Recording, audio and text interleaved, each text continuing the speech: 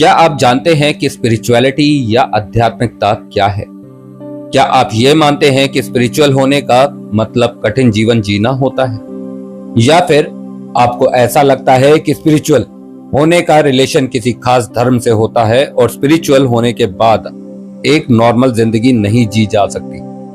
अगर आप अभी तक ये सब समझते आए हैं तो आज आपको स्पिरिचुअलिटी का रियल मीनिंग भी जान लेना चाहिए, जिसका किसी भी धर्म या संप्रदाय से कोई रिलेशन नहीं होता और हमारे इस आउटर वर्ल्ड से भी इसका कोई कनेक्शन नहीं होता, क्योंकि यह इंसान की इनर जर्नी होती है। और इसे अच्छी तरह से समझने के लिए आज के इस वीडियो को पूरा जरूर देखें, कुछ टाइम जरूर इन्वेस्ट करें ताकि आप स्पिरिचुअलिटी यानी आध्यात्मिकता को अपने जीवन में उतार सके और पहले से भी बेहतर जिंदगी जीने के लिए तैयार हो जाए।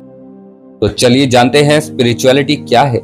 स्पिरिचुअलिटी बहुत ही ब्रॉड टर्म है, हम इसे कुछ शब्दों में एक्सप्लेन नहीं कर सकते, लेकिन हाँ, हम इसका मतलब समझने की कोशिश जरूर कर सकते हैं। स्पिरिचुअलिटी अपने से बड़ी हायर पावर के साथ कनेक्शन का सेंस है। यह सेंस किसी को अपने धर्म में महसूस होता है तो किसी को मेडिटेशन में, क्योंकि स्पिरिचुअलिटी के अनुभव सबके अलग अलग हो सकते हैं। यह स्पिरिचुअलिटी हम इंसानों को ऐसे सवालों के उत्तर देती है जिनकी तलाश हम हमेशा कर रहे होते हैं, जैसे हमारी जिंदगी का मीनिंग क्या है, लोग कैसे एक दूसरे से जुड़े हुए हैं, इस यूनिवर्स का सच क्या है और इंसान के अस्तित्व का रहस्य क्या है। इसकी प्रैक्टिस करने वाले लोग स्पिरिचुअल एक्सपीरियंसेस की मदद से लाइफ के स्ट्रेस, डिप्रेशन और एंजाइटी से बाहर निकलते हैं और अपने आप को हील करते हैं, ठीक करते हैं। इवन जब वे स्पिरिचुअलिटी में होते हैं तो जिंदगी को देखने का नजरिया उनका टोटली चेंज हो जाता है। मतलब सिचुएशन आसपास सेम है लेकिन नजरिया बदल गया है। तो स्पिरिचुअलिटी एक यूनिवर्स कॉन्सेप्ट है जो हर कल्चर और बिलीफ सिस्टम में मिल सकता है। बुद्धिज्म के अनुसार स्पिरिचुअलिटी ह्यूमन सफरिंग से बाहर निकलने का रास्ता है और यह निर्वाण यानी मोक्ष की तरफ ले जाता है। योगा के अनुसार स्पिरिचुअलिटी माइंड को प्यूरिफाई करता है जिससे मोक्ष मिल सकता है। स्पिरिचुअलिटी एक सोल को यूनिवर्सल सोल से मिलाता है। वेदांता के अनुसार स्पिरिचुअलिटी के जरिए खुद की पहचान होती है, यानी कि ईगो खत्म होती है, जिससे बॉडी और माइंड में प्योर कॉन्शियसनेस आती है। सूफिज्म में स्पिरिचुअलिटी का मतलब है गॉड की सेवा करना और उनके आगे सरेंडर करना। क्रिश्चियनिटी में स्पिरिचुअलिटी पाप से बचने और क्रिएटर यानी गॉड से प्रेम करने की प्रैक्टिस है। और जैनिज्म में स्पिरिचुअलिटी को मोक्ष का मार्ग समझाता है। यह कर्मों की शुद्धि करके एक सिद्ध व्यक्ति बनने की बात कहता है। तो इस तरह धर्म चाहे कोई भी हो, हर एक स्पिरिचुअलिटी का मतलब पर्सनल ट्रांसफॉर्मेशन को ही मानता है। फिर चाहे धर्म ग्रोथ के लिए, क्रिएटर की सर्विस के लिए, तकलीफों के लिए यानी तकलीफों से बाहर निकलने के लिए, इंटरनल आजादी और हैप्पीनेस पाने के लिए, या उस हायर पावर के साथ मिलने पर जोर देता हूं। सभी के सेंटर में, सभी के केंद्र में अच्छा इंसान बनने और खुद को भगवान के आगे समर्पित करने की ही बात कही गई है। स्पिरिचुअलिटी के अकॉर्डिंग हम अपने फिजिकल और सेंसरी लेवल पर लाइफ को जितना एक्सपीरियंस करते हैं, लाइफ उससे कहीं ज्यादा है। और हम सबसे बड़ा कोई है जो सबको जोड़े रखता है। एक पर्सन अगर स्पिरिचुअलिटी को महसूस करता है तो उसके मन में इस तरह के सवालों के जवाब ढूंढने की इच्छा होने लगती है, जैसे कि इंसान की सफरिंग के रीजन क्या है और डेथ के बाद क्या होता है। ऐसा इंसान दूसरे लोगों के साथ बहुत गहरे कनेक्शन महसूस करने लगता है। उसे दूसरों के लिए दया और सहानुभूति महसूस होने लगती है। वह मटेरियल वर्ल्ड की चीजों से परे छोटी छोटी बातों में खुशी ढूंढने लगता है। वह लाइफ का मीनिंग और पर्पस खोजने लगता है और इस दुनिया को और बेहतर जगह बनाने की चाहत रखने लगता है। तो देखा आपने, स्पिरिचुअल होने का मतलब दुनिया को छोड़ देना और अकेले में कठिन जीना बिल्कुल नहीं है, बल्कि यह जीने का एक तरीका भी हो सकता है जिसे लाइफ के हर एक एस्पेक्ट में एक्सपीरियंस किया जा सकता है। इसीलिए कुछ लोगों को अपने धर्म के स्थानों पर जाकर स्पिरिचुअल एक्सपीरियंसेस होते हैं, तो कुछ लोगों को नेचर के करीब रहते हुए स्पिरिचुअल एक्सपीरियंसेस होते हैं। तो कुछ लोग अपनी कला यानी अपनी आर्ट में ये एक्सपीरियंस करते हैं।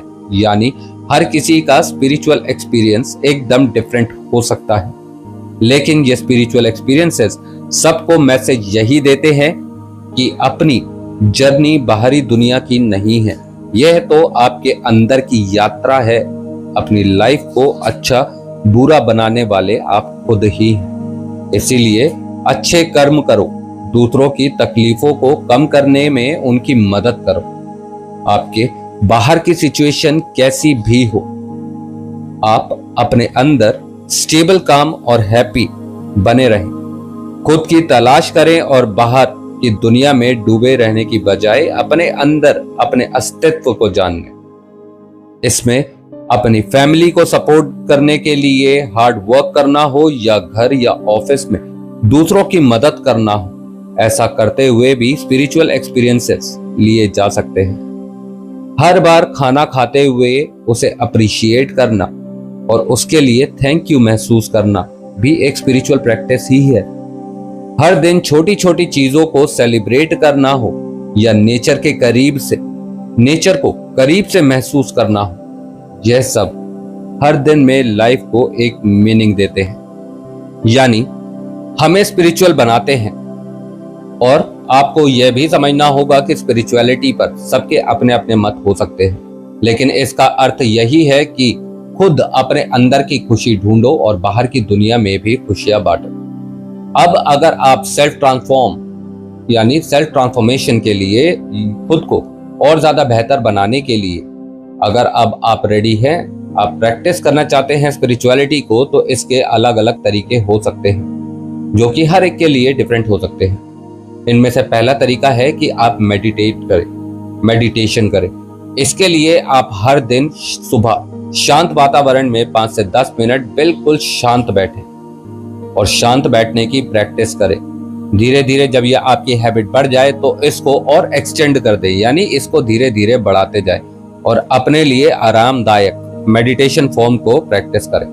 दूसरा तरीका है कि दूसरों की मदद कीजिए, जिससे आपके अंदर होप, काइंडनेस और कंपैशन की फीलिंग आने दीजिए, ताकि आप दूसरों की मदद के लिए दिल खोलकर उनकी आगे बढ़कर मदद कर सके। इससे उनसे आपकी मदद करके आपके अंदर इनर पीस और हैप्पीनेस को महसूस करा जा सकता है। तीसरा तरीका है ग्रेटिट्यूड शो करिए। हर दिन आप छोटी छोटी चीजों पर ग्रेटिट्यूड शो करिए। आप थैंक यू बोलिए खुद को, गॉड को, नेचर को। आप जितना ज्यादा थैंक यू बोलेंगे उतना ज्यादा आप अंदर इनर पीस महसूस करेंगे, हार्मनी महसूस करने लगेंगे। चौथा तरीका है माइंडफुल की प्रैक्टिस करिए। प्रेजेंट मोमेंट में आप ज्यादा जीना शुरू करिए। सिर्फ अपने प्रेजेंट पर ध्यान दीजिए, ना कि बीते हुए कल पर जो कि बीत गया, और ना ही आने वाले कल पर। इससे आपको थोड़ा जो आप सफर फील कर रहे हैं, आपके अंदर जो सफरिंग वाली फीलिंग है, उससे आपको रिलीफ मिलेगा और धीरे धीरे आप ये नोटिस करेंगे कि आपकी जो पास्ट सफरिंग है वो धीरे धीरे आपसे दूर होती जा रही है। और इससे एक चीज और होगी कि आपका सारा फोकस आपके प्रेजेंट पर होगा, जिससे कि आप अपने प्रेजेंट को और बेहतर बना सकेंगे। और अगर आपने अपना प्रेजेंट बेहतर बना दिया तो उससे आपका फ्यूचर अपने आप ही अच्छा हो जाएगा। पांचवा तरीका है स्टडी करिए। स्पिरिचुअलिटी को ज्यादा बेहतर तरीके से समझने के लिए दूसरों के एक्सपीरियंसेस को स्टडी कीजिए। काफी सारा मटेरियल भी है, बहुत सारी स्टडीज हैं, किताबें हैं, आप उन्हें भी रीड कर सकते हैं। जो आपको रिलेटेबल लगे उसे और ज्यादा अच्छे तरीके से समझते जाइए। छठा तरीका है प्रैक्टिस कीजिए।